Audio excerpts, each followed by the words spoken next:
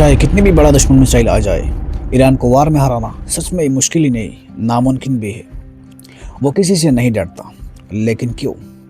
ये सवाल सुनने में जितना सिंपल लगता है, इसका जवाब उतना ही ज़्यादा गहरा और एक्साइटिंग भी है। क्योंकि ईरान सिर्फ एक देश नहीं, बल्कि हिस्ट्री, जियोग्राफी और मिलिट्री प्लानिंग का एक यूनिक मिक्सचर है। पिछले 500 सालों से ये देश एक ऐसी बॉर्डर लाइन पर खड़ा है जहाँ रोमन्स, मंगोल्स, ब्रिटिश और यहाँ तक कि रशियन भी हार चुके हैं। ईरान एक ऐसी जगह पर है जो यूरोप, एशिया और अफ्रीका को एक साथ जोड़ती है। नॉर्थ में कैस्पियन सी, साउथ में पर्सियन गल्फ और स्टेट ऑफ हर्मुज है, जहाँ से दुनिया का लगभग 20% ऑयल और गैस ले जाने वाले शिप्स गुजरते हैं। ये एक ऐसा रास्ता है जो हर कंट्री के लिए बहुत इंपॉर्टेंट है, लेकिन इसे कंट्रोल करना आसान नहीं। साथ ही ईरान की खौफनाक जियोग्राफी, पहाड़, ऊंचे पर्वत, बड़े रेगिस्तान और स्ट्रॉन्ग मिलिट्री डिफेंस सिस्टम सब मिला के इस देश को एक मजबूत किले जैसे बना देती है। आज की इस वीडियो में हम समझेंगे कि ईरान को हराना क्यों इतना मुश्किल है। सिर्फ हिस्ट्री और जियोग्राफी ही नहीं, बल्कि मॉडर्न वार प्लानिंग की वजह से भी ईरान को बैटलफील्ड में हराना लगभग नामुमकिन हो चुका है। वीडियो को पूरा देखने की रिक्वेस्ट है और साथ ही नए व्यूअर्स चैनल को प्लीज़ सब्सक्राइब करें। ज़रा सोचिए, ईरान को वार में हराना इतना मुश्किल क्यों है? इस सवाल का जवाब ढूंढने के लिए सबसे पहले हमें ईरान की जियोग्राफी समझनी होगी, क्योंकि यही जियोग्राफी ईरान को एक नेचुरल सुरक्षा किला बना देता है। यही जियोग्राफी ईरान के लिए एक नेचुरल बॉर्डर बन जाती है, जो हमेशा ईरान को सुरक्षा देता है।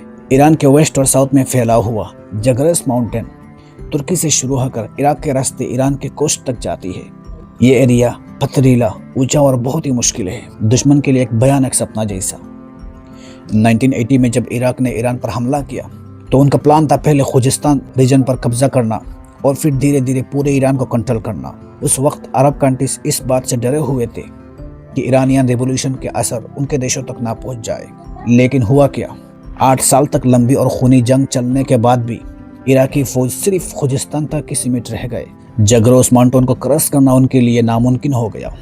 उल्टा ईरान के काउंटर अटैक ने इराकी एरिया के अंदर तक एंट्री कर ली। हाँ दोस्तों, ईरान को भी एक दिक्कत हुई। आर्मी के लिए खाना, हथियार और सप्लाई पहुंचाना मुश्किल था, क्योंकि मेजर सप्लाई सेंटर पहाड़ों की दूसरी तरफ थे। फिर भी 8 साल के भयंकर जंग के बाद भी बॉर्डर का 1 इंच भी नहीं बदला। नॉर्थ साइड से ईरान को अल्बोर्ज माउंटेन्स प्रोटेक्ट करते हैं, जो कैस्पियन सी के पास है। ये पहाड़ नेचुरल सिक्योरिटी के साथ साथ कीमती रिसोर्सेस को भी छुपा कर रखती है, जैसे यूरेनियम, सोना, चांदी और जिंक। दुनिया का सबसे बड़ा जिंक का भंडार भी यही है। लेकिन ईरान का सबसे ज़्यादा पावरफुल हिस्सा उसका साउथ है। पर्शियन गोल्फ के पास मौजूद ऑयल और गैस के भंडारों ने 20वीं सेंचुरी में ईरान को दुनिया की पॉलिटिक्स का एक इम्पोर्टेंट प्लेयर बना दिया है। आज ईरान अकेला ही दुनिया का लगभग 10% ऑयल और 15% नेचुरल गैस का मालिक है। इसके साथ ही ईरान के पास 2500 किलोमीटर लंबी कोस्ट लाइन है, जो 2 समंदरों से जुड़ी हुई है।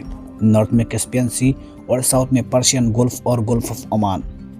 यही पर है स्टेट ऑफ हर्मुज, दुनिया का सबसे इम्पोर्टेंट समंदरी चेक पॉइंट। ईरान के बंदर अब्बास से ये सिर्फ 70 किलोमीटर दूर है। दुनिया की 15% एनर्जी सप्लाई इसी रास्ते से एशिया और यूरोप जाती है। अगर ईरान चाहे तो इस रास्ते को बंद करके पूरी दुनिया के फ्यूल मार्केट को हिला सकता है। और मान लो कोई दुश्मन सब पहाड़ और कोस्ट क्रॉस करके ईरान के अंदर आ भी जाए, तो उसे सामना करना पड़ेगा लूथ डिजर्ट, कवीर डिजर्ट। लूथ रेगिस्तान को दुनिया की सबसे गर्म जगह माना जाता है। 2005 में यह टेम्परेचर 70 डिग्री सेल्सियस पहुंच गया था।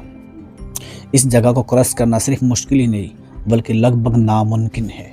यह सब ईरान की जियोग्राफिकल ताकत है, जो इसे एक ऐसा देश बनाती है जिसे सिर्फ ताकत से जीतना पॉसिबल नहीं, बिना प्लानिंग के तो बिल्कुल भी नहीं। लेकिन ईरान को पावरफुल बनाने के पीछे सिर्फ जियोग्राफी ही नहीं, बल्कि उसकी स्ट्रेटेजिक पोजीशन और मिडिल ईस्ट पॉलिटिक्स भी बहुत बड़ी वजह है। ईरान को समझने के लिए उसकी पॉपुलेशन और पॉलिटिकल हिस्ट्री को भी समझना जरूरी है। आज ईरान की पॉपुलेशन लगभग 9 करोड़ है, जिसमें से 95% शिया मुस्लिम है।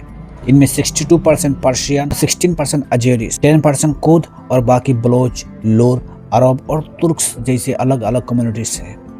आज का कंजर्वेटिव ईरान एक वक्त काफ़ी ओपन और मॉडर्न था। 1979 के ईरानियन रेवोल्यूशन से पहले ईरान और अमेरिका के बीच बहुत क्लोज रिलेशन था। अमेरिका ईरान को मॉडर्न फाइटर जेट्स और वेपन देता था। लेकिन जब अयतुल्लाह ख़ोमेनी पावर में आए तो पूरा सिस्टम बदल गया। रेवोल्यूशन के बाद ईरान की फॉरेन पॉलिसी और पॉलिटिक्स का रुख ही पलट गया। बहुत कम लोग ही जानते हैं कि 1979 से पहले ईरान और इजराइल के रिलेशन काफ़ी अच्छे थे। 1948 में इजराइल के बनने के बाद उसे मान्यता देने वाला ईरान एक बड़ा मुस्लिम देश था, लेकिन खोमेनी के आते ही इजराइल को ईरान का सबसे बड़ा दुश्मन घोषित कर दिया गया। फिलिस्तीनियों के सपोर्ट में ईरान ओपनली आ गया। इजराइल के साथ सारे डिप्लोमेटिक रिलेशन तोड़ दिया गया, सारे फ्लाइट्स बंद हुई और इजरायली एम्बेसी को फिलिस्तीन एम्बेसी बना दिया गया। इसके बाद अमेरिका के साथ भी ईरान के रिलेशन बिगड़ने लगे। ईरानियन रेवोल्यूशन के बाद आसपास के अरब किंग्स भी अलर्ट हो गए।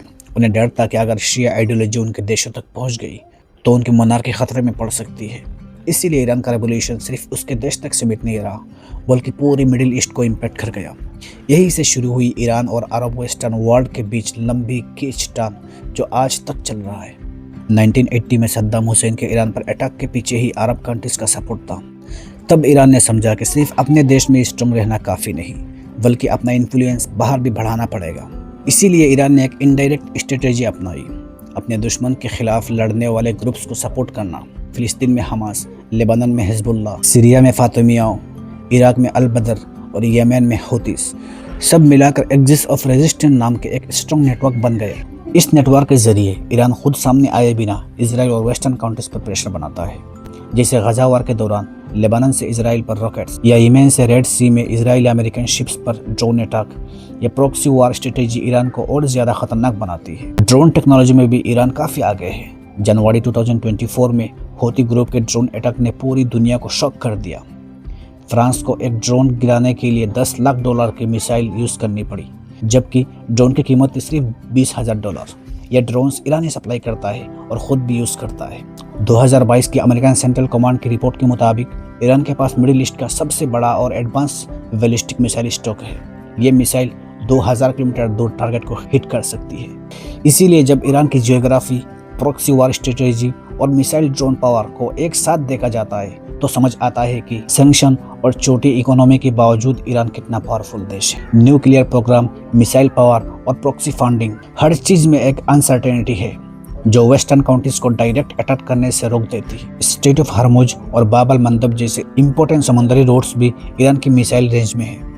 आज रशिया और चाइना भी इनडायरेक्टली ईरान को सपोर्ट कर रहे हैं। आगे ईरान का क्या होगा, ईरान क्या करेगा, ईरान कैसे अमेरिका से लड़ेगा, इजराइल से लड़ेगा या कैसे पलटवार करेगा, ये सब वक्त ही बताएगा। और उम्मीद है कि एक दिन फिलिस्तीन की मासूम बच्चों के खून का इंसाफ ज़रूर होगा। तो दोस्तों, आपका क्या ओपिनियन है इस टॉपिक पर, ज़रूर बताइए कमेंट बॉक्स में। वीडियो पसंद आए तो लाइक करें, वीडियो को शेयर करें और मिलते हैं अगले एक वीडियो में नए एक टॉपिक के साथ।